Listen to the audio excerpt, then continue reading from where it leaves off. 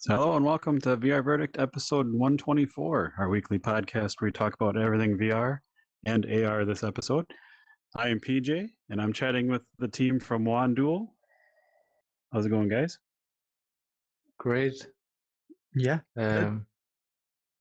Yeah. Amazing to be here. Wonderful room. Yeah, thanks for coming. So sitting next to me is... Yeah, I'm Alan, and I'm sort of just keeping the wheels turning for Wand Duel, trying to help develop things here and there. Yeah. Yeah. And I'm Pratik. I'm helping develop out the lore, the content, that type of stuff with Wand Duel. Nice. And I'm Andy, an obscure nerd VR on YouTube, and I'm also helping out. You might see my face here in Wand Duel, and amongst other things, wherever I can with the story. Yeah, I think you'll see all three of our faces in these videos. Yeah, Yeah, true. Yeah, there's Andy. So tell me a little bit about Wand Duel. How'd you guys get started and how's it going? Yeah, I mean, well, it kind of got started a bit before I went to join the AR house, where basically all of us met. But basically, yeah, during my bachelor degree, I was building a wizard staff with an Arduino controller that will like change visuals on my computer. I think that kind of like made me want to see what we could do in AR or VR. But anyhow, I mean, the project is fairly new. I think like maybe 9 or 10 months old only. Mostly we're exploring the possibilities on Snapchat at the moment because they were so kind to take a bet on us. Yeah, I don't know if you guys want to talk about the time at their house and all that jazz. Sure. Yeah. I mean, yeah, we all met at the AR house. Alan was part of, I guess, the first and second cohort there. I'm going to be part of the next one. And so I think when I met Alan, you had already built out the prototype. And we met when my brother joined the AR house, and he started pitching, or not pitching, but showing and telling me about the game. And we just started throwing ideas back and forth.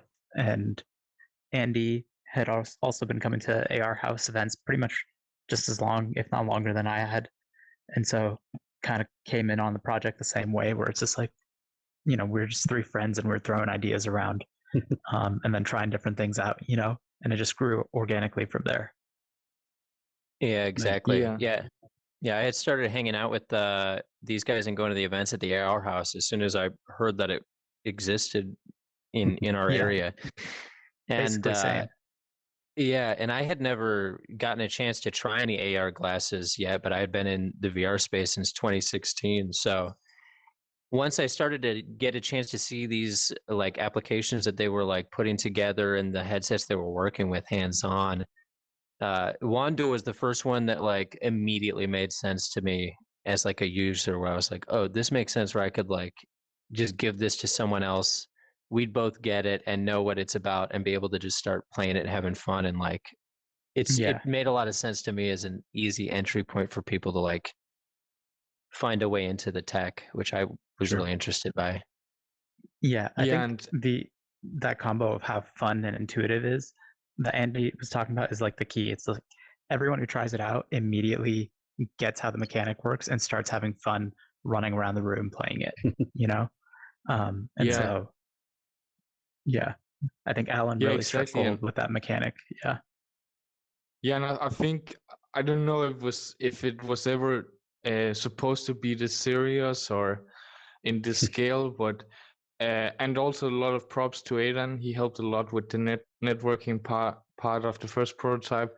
But really, I guess what made us see the potential was that we were throwing a Halloween party at the AR house, and then we were setting up a tournament for people to try the stuff. And yeah, we got the all the stuff working just, I think, half an hour before people came. So it was really just like super last minute. But anyhow, people seemed to like Pratik said, they were jumping around, rolling around the floor. At that point, there was no hand tracking, so people were up for a little bit of role play. So, but they also had costumes on, so that made it more fun. Nice. So, kind of like obscure nerd, like I personally haven't tried any AR glasses to this day, so I'm really always obviously interested because I love VR so much. But I just, you know, I have a lot of headsets, and spending more on glasses and stuff. You got to think about it. But so with Wand Duel and any other apps, I'm just curious, like, is there like a certain space you have to like stay in, or is it kind of just boundless, or how does that work with your game? Can you like run a mile away and flick? Yeah.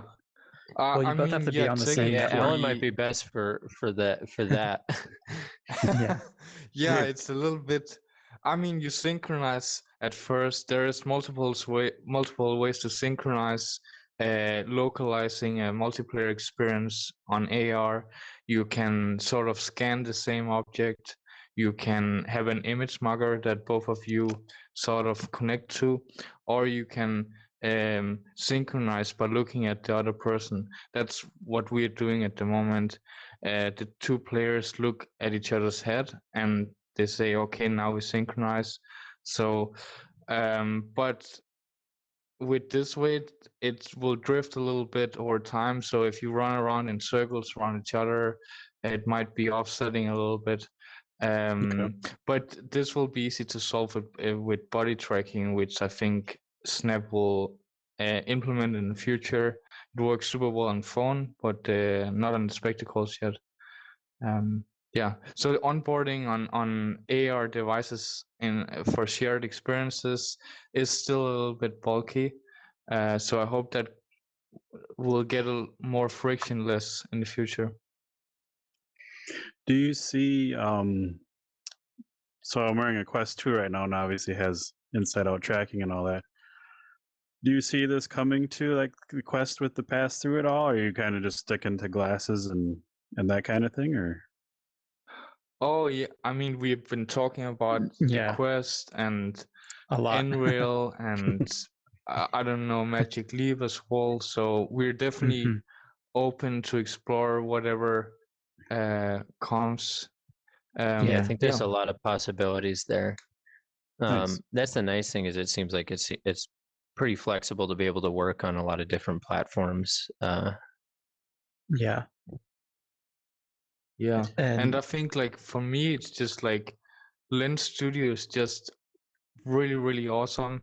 And going into Unity, you have to worry about what device you're building for, all this stuff. It just seems so overwhelming. While in Lens Studio, you don't even have to choose what device you're building for. It just sort of magically does it for you, and it's super fast to prototype. So Unity, yeah, it's a little bit of a big step going to Unity from Lens Studio, but he's also working a lot with the Unreal Engine, which we were talking about maybe taking a bigger bet on. Yeah, and we're already using it for all the sort of content attached to the game that we want to use to build out sort of the lore and the universe and the story behind it. Because just being able to use and like mock up different ideas and then just keep refining them until it's like something that we can send out to the audience is really easy to do with Unreal, especially with a small team like ours. And so I'm able to build out a whole scene and then have Andy come in and basically do his part as an actor, and we can do this like with basically no budget, that's and those awesome. same assets. Then if we do build out the game in Unreal for the Quest 2 or for another headset, we can use all those same assets in the game, so it simplifies our workflows going forward. And I think for the Quest, getting back to question as well, I think the next version of Quest that will have RTB cameras is gonna be way more interesting for AR experiences, because now it's like a grainy white Black noise and kind white, of experience. It's on Where its it's way. like Yeah. you need to Yeah. overlay everything before it looks good, and then it's just VR all over again. But also, what I really like about lightweight glasses like Nreal and spectacles is that you can actually wear them outside, and in 100 degrees you can use them for running as well, which I do sometimes. But I find that hard to see with the Oculus. I think it's more of an indoor device, Right. in the majority. Yeah. So right now, and I'm just going by the videos I've seen. It looks like it's kind of a multiplayer thing where you're kind of shooting wands at each other. Are you guys planning, like, I assume with the assets and characters and the story and lore, you're kind of making like a one-player game where you're like fighting the enemies and stuff like that, or what are you working on? Yeah, so yeah, for sure. And so we just finished our third version for the spectacles, and that will have multiplayer and single player in the same lens or game, if you will. And now, yeah, we are sort of working on a phone version, also for Snapchat, and there we need to also finalize the storyline and so on, but there you will see more of Andy and his character and all the creatures. So Yeah, sort of guiding you through the single player troublesome story that will take you on. Can you do a little snippet of your bit of your spiel, or do you like have a voice you're doing? It's all under many NDAs, you know. Okay. But imagine me, but a bit more magical. That's kind of hard. You're pretty magical. Oh, that is true. That is a fact. That's why I was drawn to this as a personal connection. So Gary Merlin, he's I mean, what we are kind of brainstorming about now, probably Gary Merlin, he will be this character that is not evil or good. He's in between. He's the main go-to guy that you will sort of learn stuff from, learn spells from as you meet him. He's the first person you'll meet. So whether you'd also, we're thinking of having two factions, so there's a good and an evil faction. So no matter what faction you choose, you will still have interactions with Gary. Also, that's gonna make our jobs a little bit easier because we don't have to make multiple characters for that. Yeah, that's smart. Yeah, so good I'm to have a assuming sort of like Luminous and omniscient Obscurus presence are to push it.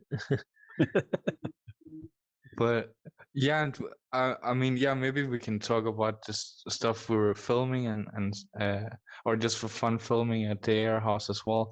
But there we were kind of imagining him more like a Rick Sanchez kind of guy, drinking too many potions and so on. That's awesome. Yeah, we're having a lot of fun with the dialogue. Dubious quest. Yeah, definitely. And so well, that's the other cool. You guys are making me wanting to get a pair of glasses real quick. Yeah. Yeah. Yeah, and yeah, I don't know if you have more to tell about the shoot we did. Yeah, I mean, I was gonna say like, oh, go ahead. Say it. Say it. So one of the cool things about shooting everything in Unreal is it gives us the space to go through those like being able to improvise, which we really couldn't do with this type of like 3D animation in the past, you know.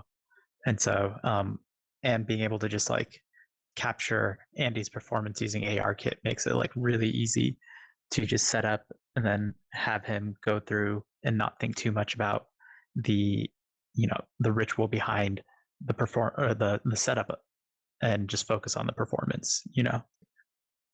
Yeah, I was pretty surprised by how seamless it all was once we got, sort of the light and the camera and the shot set up of just, going through it a couple times, and then also giving us a couple options of how much augmentation we want on the performance. I think is sort of a cool aspect to the final product. Yeah. Nice. Yeah, and we really want to like, I mean, it's nowadays it's kind of easy to make something that looks cool, that feels cool, but I think what we want to try as well is just really focus on humor as well, bring comedy and humor into the game. I think that that is kind of like the main selling point or whatever you will. I like the You sound gotta of have that. just a little bit of personality in every game to keep people on board. I think, you know, a lot of people try to sell something on a concept without thinking about the world or personality of it. So I think it's an important aspect of it.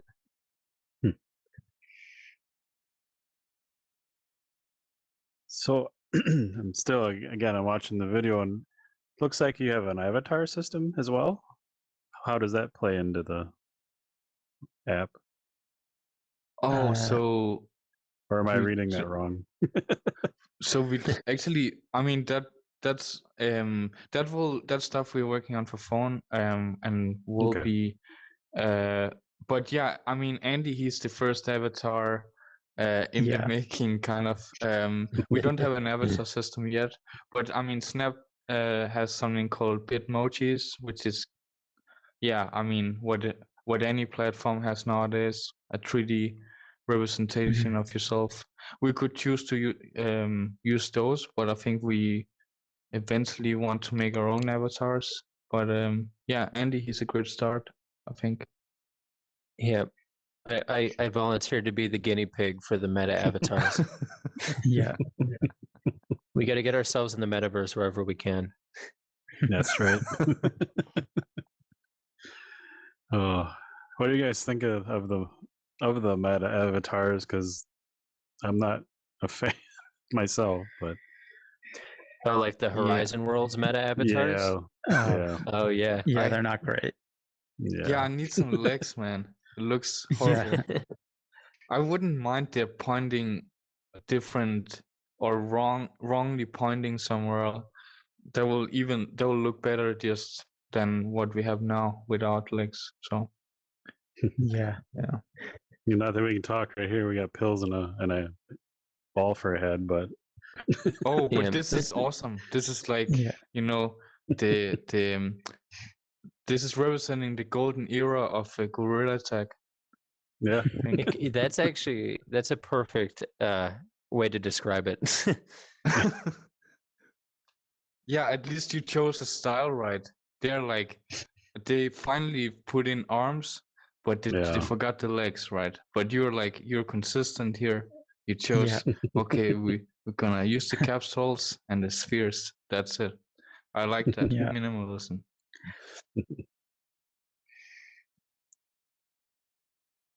So how different is, I don't know if you guys have done what you've done in either VR or AR, but how different is it kind of developing a gamer app for one or the other versus the other one? Like how different is the world, or how you wrap your head around what you're doing? Yeah, do you guys want to answer or? I mean, it's just you're approaching different problems, right? With AR, you're adding on to the world that's already there. So like there are a lot more tools that help you get started. But you have to really think about like where your experience is going to be. So for like one of the projects we did, like we had to specifically design it for like being at a desk in a desktop situation, you know? And like for this game, it's like it's specifically made to be like running around in an open space. Whereas VR, you can kind of say like, okay, within like a 10 by 10 space or so, you can design your experience and you have like a blank box to go from there. So I'm not much of a designer myself, but just like conceptually, I always try think of it in the sense of like augmented reality apps seem to enhance the space and the surroundings of the real world. Yeah. Whereas when you're designing for VR, it's about like forgetting the space around you and just being totally involved in the virtual space. Yeah. Makes sense. Yeah, and I think it's very different from each other, right?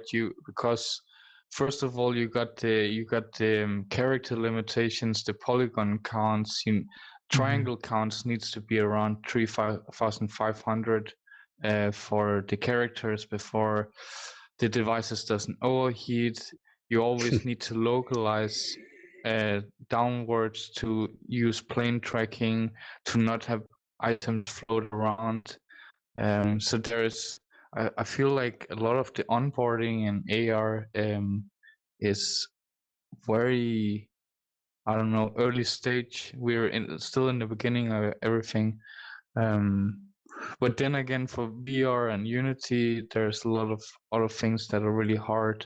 You need to basically build a whole new world, build avatars, all that stuff. In our case, we don't need to build a whole new world. We just, like Andy said, just add things on top of the beautiful planet we live on. So Yeah, it's like two different sets of challenges that kind of overlap sometimes. yeah, yeah, and I guess eventually we'll see things are just merging. There'll be no difference between, or hardware-wise, there'll be no difference between AR and VR. It's just like, boom, you go into this portal, and maybe that's a VR world. You leave the portal, now you're in AR again. So yeah. Yeah, it's like with AR going from the AR side, it's like you're getting local dimming and stuff, which helps it become more like VR. And then from the VR side, you get pass through, which basically starts to emulate AR. And so there's definitely a merger from both sides happening. Yeah, exactly. And I think Link's headset has done a really great job of that. They're using the leap motion, ultra leap hand tracking, the best hand tracking I ever tried before. And their demonstration they did at AVE was they have a bubble. Oof. You go into the bubble and boom, suddenly all of your view is a galaxy, and in there's a solar system. So that's like a really great example of how you can transition quickly into VR from AR.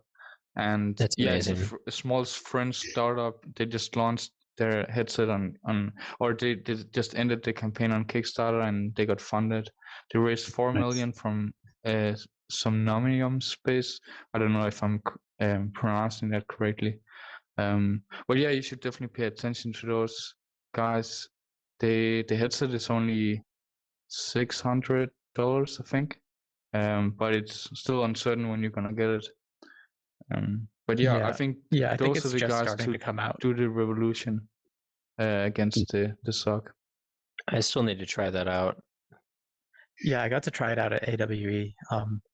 It's good hardware.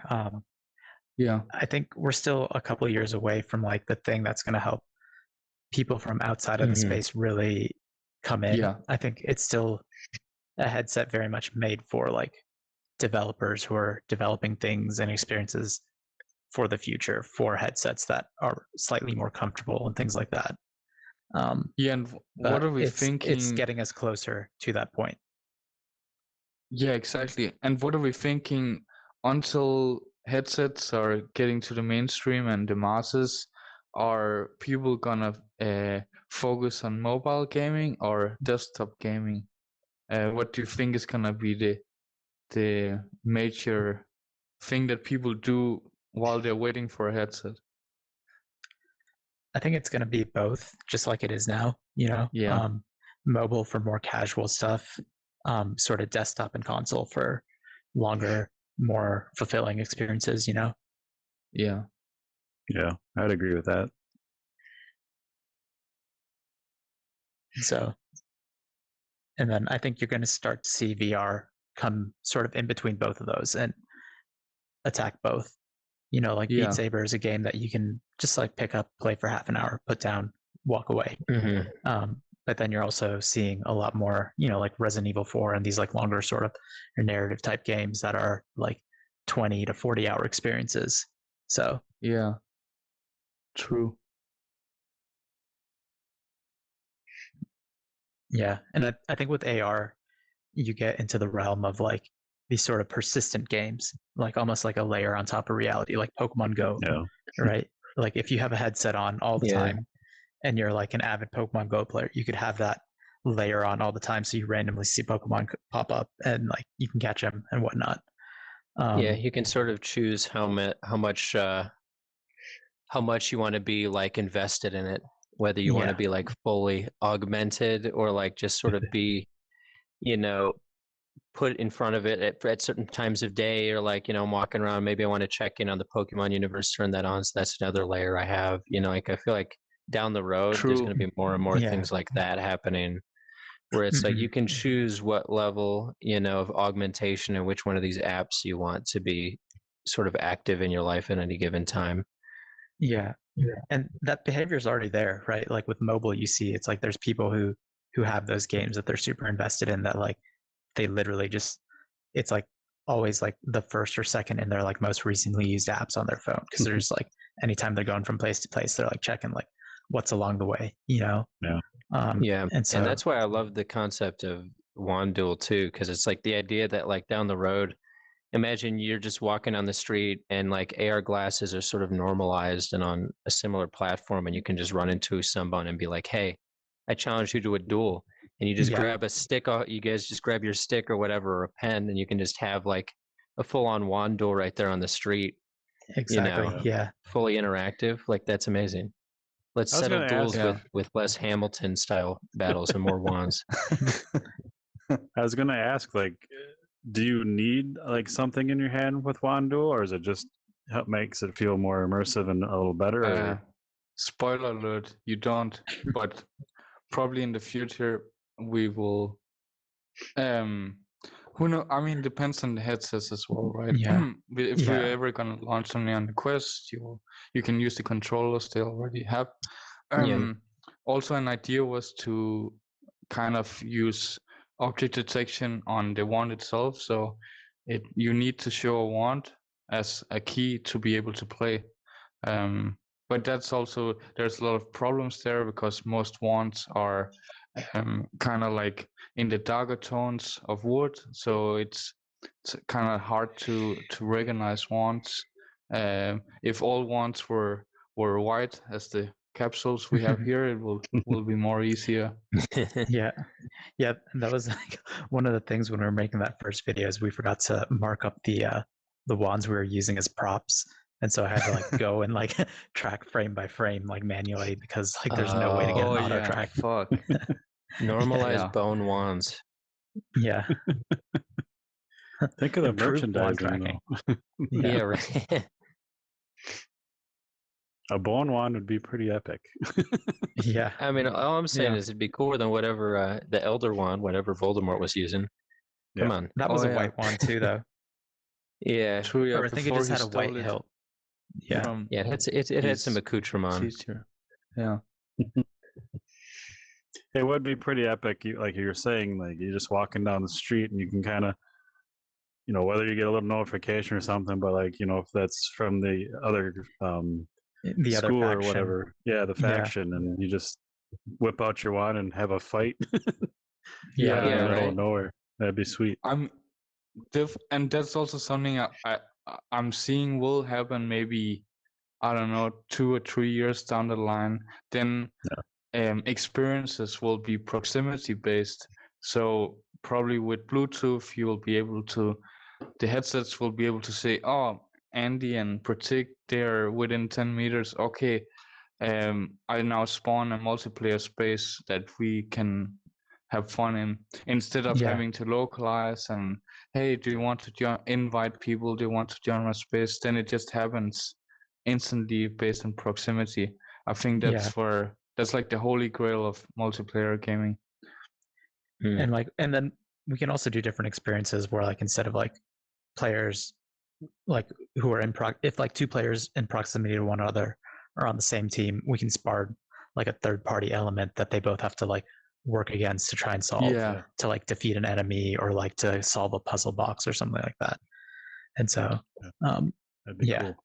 once the behavior of like wearing headsets like all day in public is more common, then there's like a whole host of different like fun interactions and stuff that we can use to like trigger in-game events. Yeah. When it's stigmatized to not wear a headset. Mhm. Yeah, I exactly. live in frickin' Yeah. Wisconsin, and I walk around my area with my Quest on, and the looks I get are like, what the fuck is that? Oh yeah. Yeah. Yeah, but I mean, it was kind of the I same can't way with imagine. like iPhones and cell phones when those first came out, Yeah. where they're like, oh, what's that thing? Oh, why do you need a cell phone with you all the time? You're so important. You got to be reached all the time. Yeah. And But you then got to now play we're Beat like, Saber on the train. Yeah. yeah. And now it's like, oh, you think you're so important. You don't need a phone. You don't need to be reached all the time. Yeah. And it's Yeah. like flipped. That's Yeah. kind of what excites me about AR. Well, one thing, like you guys are mentioning, like sitting in a waiting room and people playing on their phones. Like I do other things on my phone because I've never really found a mobile game I've really been able to get into. But if you had AR glasses on, you could just throw up even like a freaking checkerboard and just play checkers with a random stranger in a waiting room. Like that'd Yeah. be freaking sweet. Yeah. Just like these real-time interactions that can happen in like a whole new layer of reality that isn't even like the regular social, real Yeah. reality we're all used to. Yeah. Yeah, and just playing games on the toilet instead of You know what it- scrolling your You feet. know what it reminds me of is like back in the day when I used to sit on the bus in middle school and you would just join random people's Nintendo DS lobbies. Yeah. It's like Ah. that, but on like a whole new level Yep. True. where you could just see somebody's doing something, just hop in on it and just be like, hey, let's do this until we don't want to do this anymore. Yeah. And I think. and oh yeah, and just quickly, like I've been wearing the spectacles to some parties once in a while, but even though they have LED lights that indicates that that the LED lights are on when you film, right? But still people don't trust, oh, the camera is pointing at me and so on. So I think what's really important for the future is that all headsets will have mechanical shutters, so you can like some of laptops have today, you can just slide a plastic piece in front of your webcam. I think that should be something that all headset manufacturers should implement, just to not have everything you say or do being recorded on a video. Yeah, you hear that, Facebook? But We're you were looking at trying to you. say something, PJ, right? Yeah. Yeah, they just take all of the data, right? So. Yeah, because going back to just random encounters with strangers, like, again, I live in Wisconsin. I'm not into sports or anything. Like, I'm not the normal person from this area. So, like, small talk is hard for me because I'm not good at it because I don't have those similar experiences like sports that I can, hey, did you see the game last night? But, if just throwing a fake object at someone in AR and, just goofing around, I think that would change a lot of reactions and get people talking more maybe and stuff like that. Yeah, kind of like a harmless like snowball, like a snowball fight that doesn't hurt, Yeah. So yeah, it's like once it becomes accessible on platforms that people already use, I think is when it'll really be a game changer. When like glasses make sense to just a regular consumer who's not into the tech, and they'll just sort of buy into it and then be exposed to all these new experiences that they realize are just fun, even on a casual level. Yeah. Yeah. Imagine just doing like laundry and a Pokemon pops up and you can catch it and go back to doing your laundry. Yeah, exactly. Like think about it, like all the people who are like, in their, like I know a lot of people who are in their like late 60s who are into like mobile games now, just because they hit a point where they had to get a smartphone for utility purposes, and then eventually they get exposed to these games or technologies that they never would have sought out, but they realize how cool it is even for someone who doesn't really get the tech of it. Yeah. I saw a video on Twitter of somebody who, like, the traffic lights, you have that button you can press while you wait.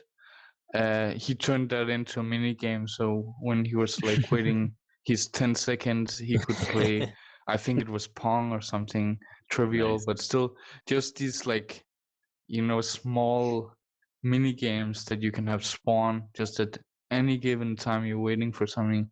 I think That's cool. that could be scary and good at the same time if Yeah. you can control it. But yeah, My mind went Depends how right to good we like you get hit those that automatic button. cars. Yeah, and the world turns into like Frogger, and you got to get across the street. Not safe, but fun. yeah. If you die in the metaverse, you die in real life. Yep. Yeah, that's life on hard difficulty right there.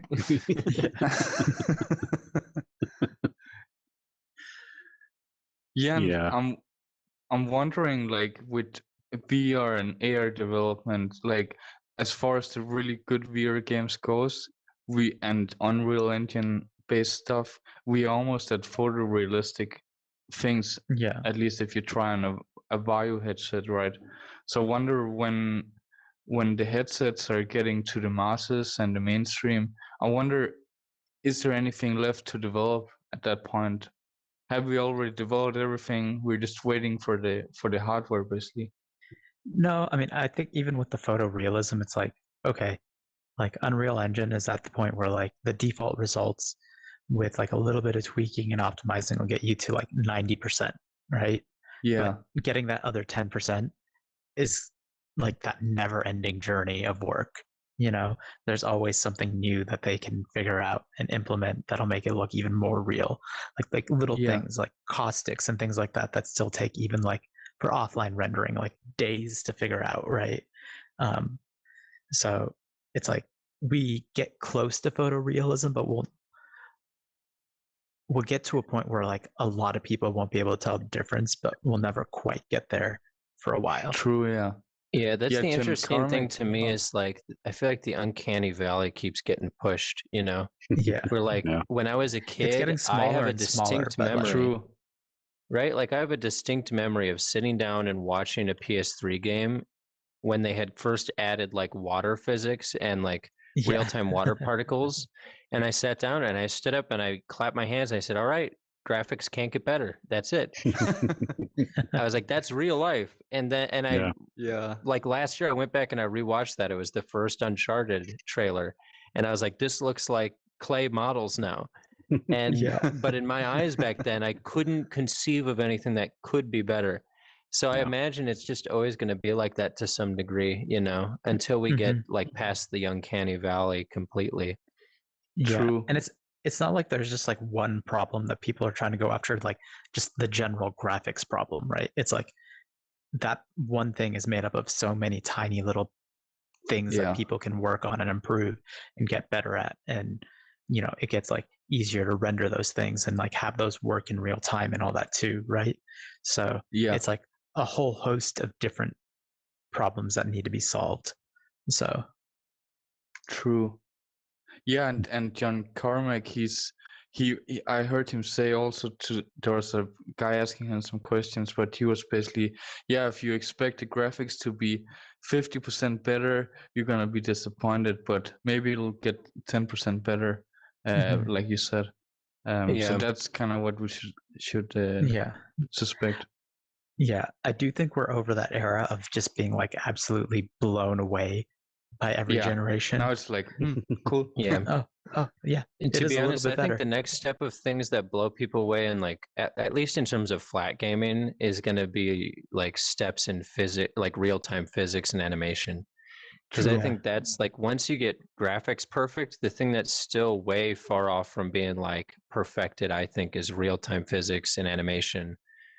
Where like you can make it look as good as you want, but you're still going to play GTA and run into a tree and have it like be like a brick wall.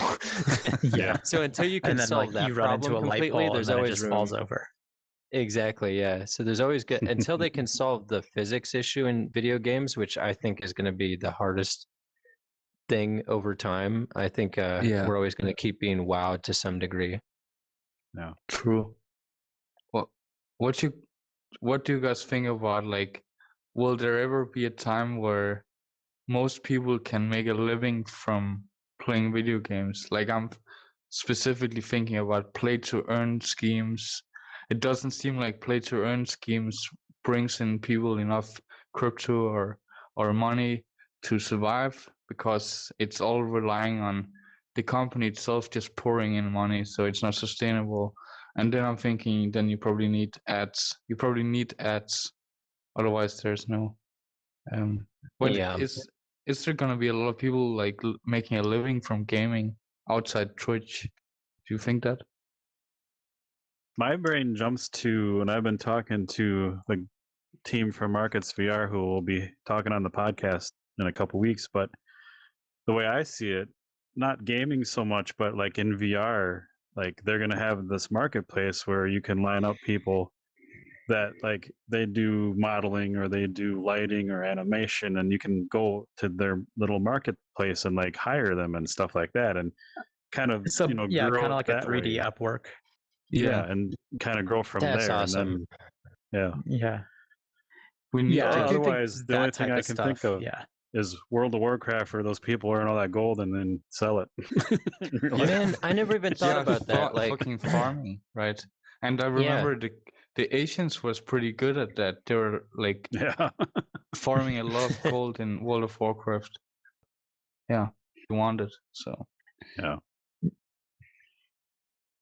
I never even thought about the like capabilities of like having like a networking event or career fair for like a game-based like company or industry where people can just have a little like table where they just have their actual animations or 3D models like just pulled up right there. So like a potential employer can just come up and look at your models and your stuff up close. Yep. Yeah, Kind of like that's kind of a cool idea. Like a 3D portfolio. Yeah, exactly. Where they and can flip through kinda your like portfolio, Gravity but it's Sketch, all right right? there. Yeah. I never So, thought and about also that till right Gravity now. Sketch has a multiplayer feature. So I haven't tried it Yeah. yet, but looks amazing. I didn't know that that was a thing, but I'm looking into that right after this. Well, I don't want to say too much about the Markets VR thing, but he was saying, if you're based in VR chat and you're in someone's booth, say like, hey, this looks really cool, and then they have a little portal next door. You hop into their actual VR realm, like in Yeah, see, VR it sounds chat like or they're whatever. already onto Oh, it. nice. That's cool. That's cool. And There's did a lot of did I angles you can just go with get that. charged $100? Or? Yeah. Well, But hopefully VR chat still exists next week. yeah, really. Yeah. Yeah, Andy, you've been going on quite a few rants about that. Yeah, it's fun. Yeah. Obscure nerd for your VR gossip news and Yeah, get all your hot comedy goss. and making friends in FPS games. those are my main three things I do at this point, and the Wendy's verse. Yeah. Yeah, I like when he tries to befriend people in Pavlov that is obviously on the other team or something. Yeah. Yeah. Usually I get team killed, which is how I know I'm doing something wrong socially. That used to happen in flag gaming a lot, but in VR, like it's a whole nother feeling. Like, what the fuck? Like, Yeah, right. You're like talking to the guy for a while, and then and they you just watch turn him around pull and a shoot gun up, you. and it's in your face, and then you're dead. Yeah. Like, It's a whole new visceral feeling, man. yeah. I felt real betrayal on the battlefield.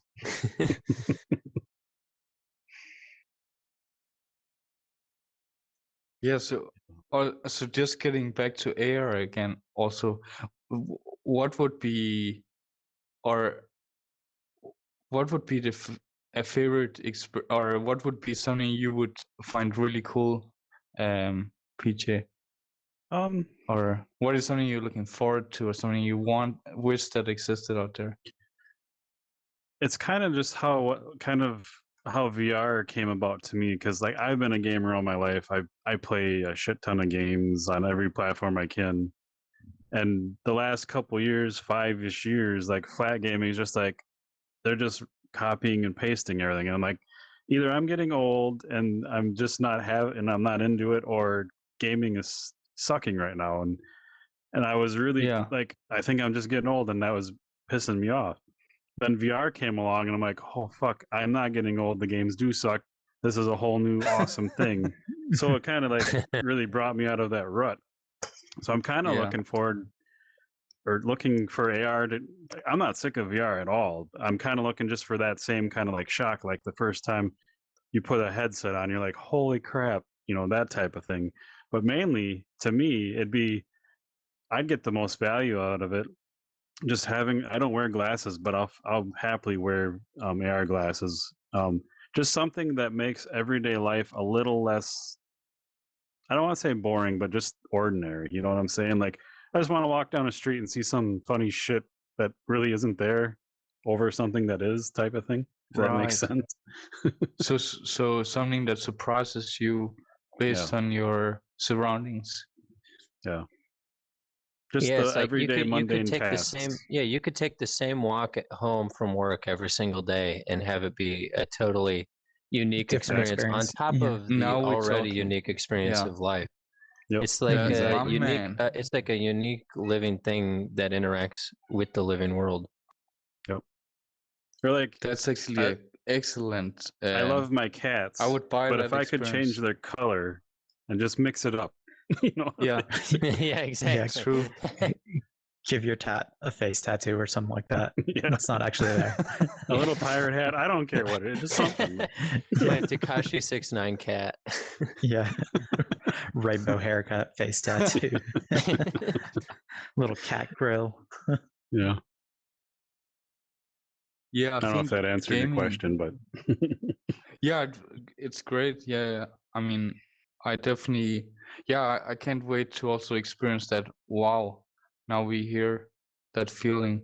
But yeah, I agree. I mean, for as far as desktop gaming go, I think we're kind of reaching the limits of what is the optimal. Like for example, Valorant, one of the most beautiful games I've seen. Haven't tried it because my laptop sucks, but I assume like I can't possibly imagine what is like what's the next step after Valorant and Call of Duty where they're at now. It's like for me it just seems like they reached full potential. But yeah. maybe I'm also just getting old. I think for me, it was just like the creativity is what is like 50% of what I've always loved about gaming in the last couple years. Like, the indie games have been phenomenal, and there's other games, but overall, like the most part, like creativity is just gone. Like I said, they're just making the same game, Yeah. changing one thing, and it's just like, you know what, fuck this. Yeah, that's like there's basically just three types of games, right? Strategy Yeah. games, RPG games like Dark Souls, WoW, and so on, and then Yeah. FPS games. And yeah. I think with AR, the one of the best premises is just the friction to get into it. Like VR, I get like there's hurdles, and for different people, there's more hurdles, like with motion sickness and all that. Where AR just seems like you just put some glasses on and that's it, and everyone can wear a pair of glasses for a little bit. So Yeah, true. Yeah, I mean, I think the biggest things are just like the battery and like processing power. You need to get more powerful for AR glasses. Yeah, that way sort they of can the get same lighter. issues as VR, but on a different level. Yeah. Yeah. It's kind of funny because like the cool thing for me is like the only development I ever did was like in the Half-Life 2 modding space in like the early 2006, 2007 era. Oh yeah. Right. And back then, the big issue that we had was like polygon limits and like really having to work within the limits of the system so it didn't crash people's computers.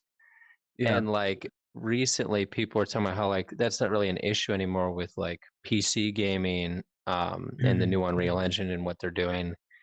And so like seeing the limitations that are now being reintroduced with having to get it to work on a standalone Yeah. AR platform makes me like totally appreciate those like old school approaches to modeling and game development again, and how they're still totally important and prevalent when I didn't know if they would be. Yeah, it's insane actually. Like so for Lens Studio you got like 8 megabyte, and for a Quest game, I think for an App Lab game, I can't remember, but I think at least you will have 500 megabyte. So it's Well, like I've seen games as big as like 8 gigs. 8 requests. gigs even, yeah, Yeah, right. 10 gigs. And yeah. also, but also for Niantic's platform, I think you're able to have 2 gigabyte. So it's Yeah, just, that's way better. but yeah, it seems like TikTok and Instagram and Snapchat is like they're really like worried about performance, so they're keeping asset counts low and polygon count low. So yeah, the main problems, as Andy also said, is like overheating and battery time, and both of them are kind of trade-offs. Yeah. Yeah, I think that we've kind of talked about this in our dev roundtable we do once a month, and it's kind of for VR. Like some of the draw to me is the romanticism of, like you were saying, kind of went back to old school where you got to be creative and solve the same problems they were dealing with. That's why like games like Shock Troops that launched today, and that's where these assets are from for our booth here. Yeah, I love it's it. just, and again, Yeah. it might be because I am older and I grew up in the area, but hopping into those worlds, it's just like I don't want to ever take my headset off, and it's just like pixelated and all that, but it's just amazing to be in there. So yeah, it's kind of strange. Yeah.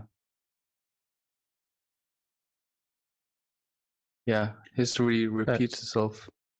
Yeah. But at the same time, on It the really complete does. like other end of that spectrum, because of the Yeah. like the stuff that's like more cutting edge that you can do with Unreal with like nanite and things like that. All of a True. sudden, like back in the day, it's like, yeah, they would have the optimized version of the asset for the games, but then if they're rendering out a cinematic, they're still going to use like the nicest asset that their system at the time could support, right? Yeah. Whereas now we're just using the same single asset for both those things, Yeah. It is pretty amazing. It is pretty amazing how it simplifies that process. Because I do remember in 2006, the whole process of like making a high poly mesh and then baking it down to a low poly mesh and doing it was all sorts of hoopla that I feel like has just been simplified recently. Yeah. Yeah, like you have more AI tools you can use for troubleshooting things, but it's still like kind of pain in the ass to do. You still have to have like that artist touch on top of it, on top of the AI tool. Yeah. Oh, you got to be able to give it that look. Yeah. Exactly. It's like, oh, I just gave it all I had for 10 hours, and now you tell me I have to redo the whole model. It's like, huh. Welcome to game universe. I don't know. That was how I learned about poly count limits. Is I didn't understand that concept when I was doing Half-Life mods at first. Yeah. And I was helping out with a game where I was like, I make Blender models. I'll just make the model you want. And they were like, we need this shotgun. I sent them a model that I think was 50,000 polygons in 2006. And they loaded it into the game and it crashed the entire game. And they're like, do you have a low poly version of that? I was like, I don't know what you're talking about. That's really funny. And that's how I learned that there was something important that's there. somebody else's job. I don't know what you're talking about. Yeah. Yeah, it was like low poly. I made the model. You figure out what to do with it. Yeah. I just sent it to you and assumed you know how to make it work. Those are the good old days. Yeah. Yeah. I have a I feeling. also think I made a Counter-Strike map at some point. Also didn't go too well. Oh, yeah. Yeah. I have a feeling we're going to kind of get back to those days of like mods and things like that with Bone Labs coming out soon, Oh, yeah. Because it's like that golden age of like Half-Life mods and like StarCraft and Warcraft mods that literally ended up turning into like entirely like new games from that point forward, you know? It trained a whole era of developers like Gary's Mod and like Stanley Parable, like all those games came out of it. Mm-hmm. Yeah, and something like Neos VR seems like, and Somnium Space and Monaverse and all these places seems awesome. I really just hope they start monetizing soon, so people flock to these places and start building. I mean, now it's like I assume it's mostly people with full-time jobs that do this on the side because they can. Or But it would kids. be awesome to see people, making a living, making mods, Yeah, worlds outside of for the meta space. yeah, and not taking 60% or Yeah. how much mark you wanted for your pants or your space. No.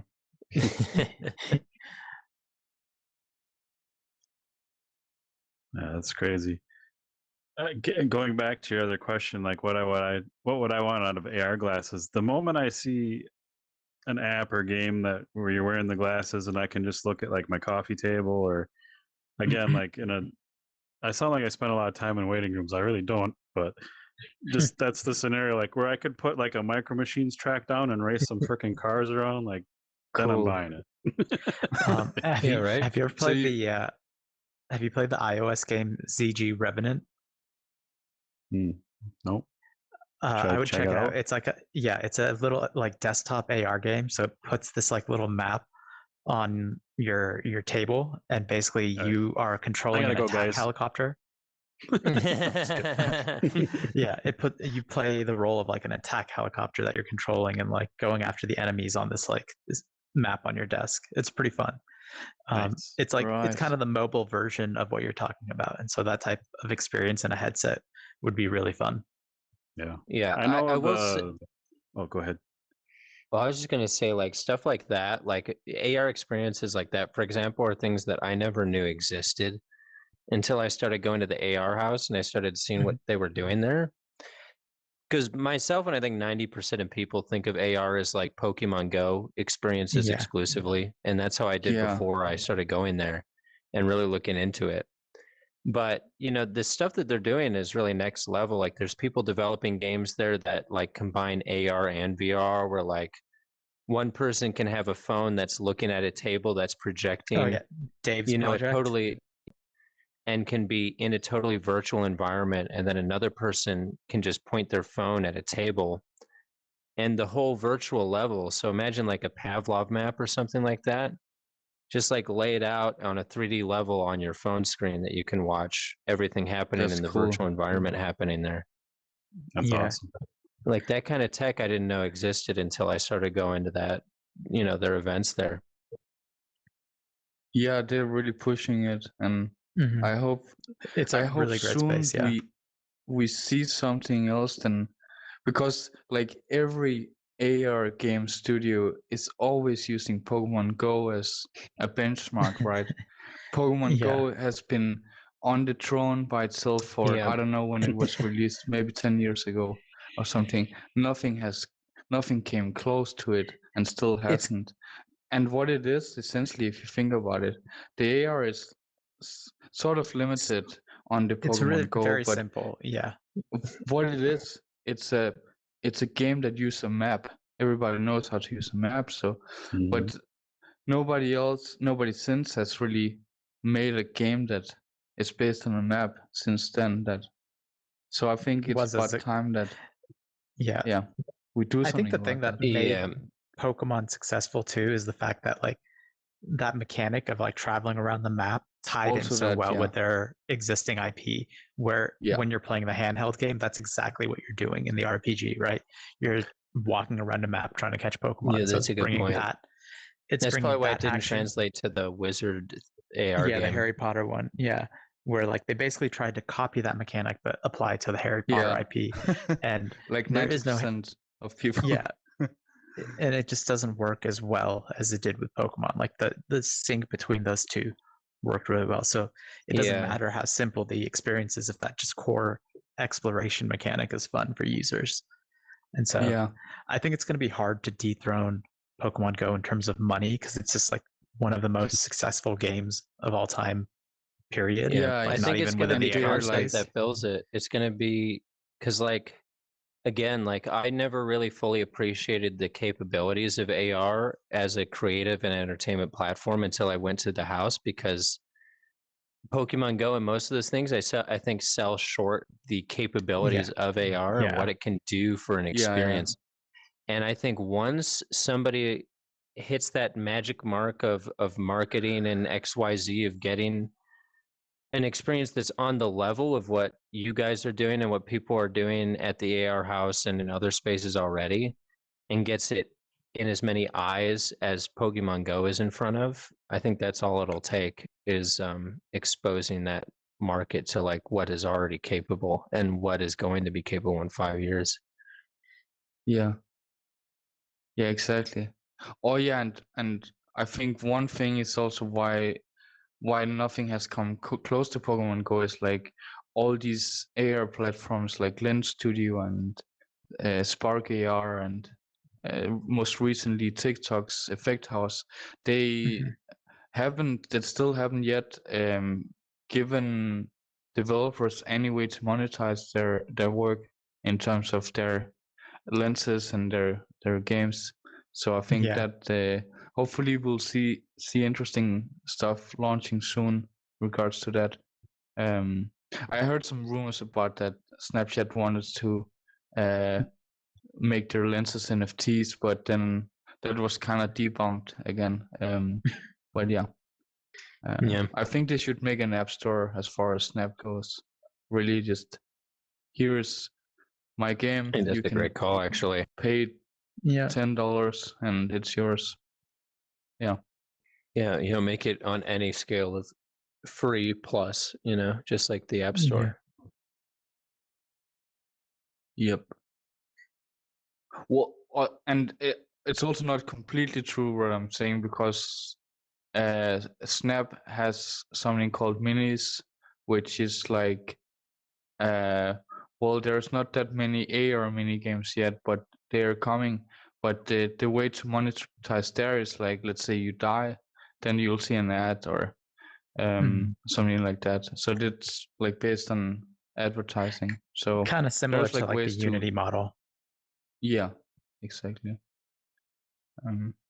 But yeah, like loads of more stuff needs to happen in that space so we can build a thriving ecosystem instead of just doing experiments that don't necessarily pay the rent.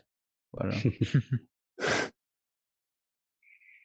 yeah, that's why I love talking to you guys and devs like yourselves, just hearing the passion and all the creative ideas and stuff. But it is like the barrier, just how do you make it, how do you make money and feed yourself and do these cool things, and how does it translate into getting to in everyone else's hands and that stuff. So it's, how do you guys, I always say you guys have balls, because you're doing such awesome things, but you kind of know like how long it could take to actually start making some profits and all that. I don't know how it all works myself, but these are all the things you're doing it too. I know how the YouTube and podcast stuff goes. You're right there with us. I honestly, this is just, I love VR so much. This is, I don't want to say it's a hobby, but I never plan to ever make a dime. I pay for everything. That's the best approach. You shouldn't assume on the dime. Yeah. Just hope that eventually it could come. And then when it blows up, we will heavily donate some money to the podcast. But yeah, I think it's like Andy said, it's not far, like what we're doing is not far from what you're doing. What you did is just you chose a platform, you stuck with it and went for it. Same we did with Snap. We got lucky. They have been really good to us. So yeah, I think also an advice to just any indie developers getting started: find a platform you like to develop on, make some relationship to the company, and if you make cool shit or something interesting, there's a good chance they might support you because you're doing R&D work for them. Good point. Yeah.